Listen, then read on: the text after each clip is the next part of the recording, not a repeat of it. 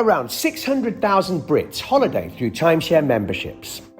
Over 455,000 of those members' home resorts are in Spain.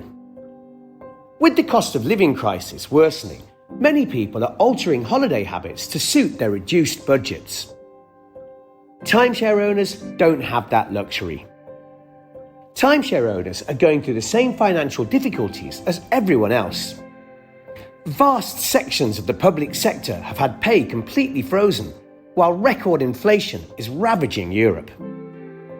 In real terms, incomes are plummeting. People are struggling to cover regular bills. Luxuries like holidays are being deprioritized.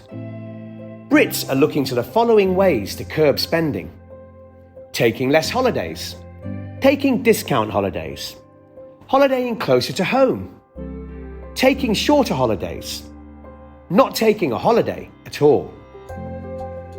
Timeshare owners are contracted to pay for their same holidays every year, whether they use it or not. Timeshare fees are enforced, sometimes by legal debt collection procedures. Annual fees are predicted to rise significantly, in the same way hotel costs have risen. Market forces mean that those who can't afford hotel prices won't book them.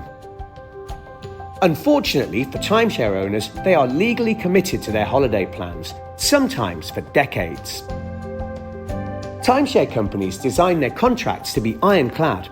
However, with expert help, most people can be rescued from these financial obligations. The average time it takes to free a timeshare owner from their contract is around 2 months. It can be quicker, it can also take longer. For a consultation on escaping your timeshare membership, get in touch with our team at ECC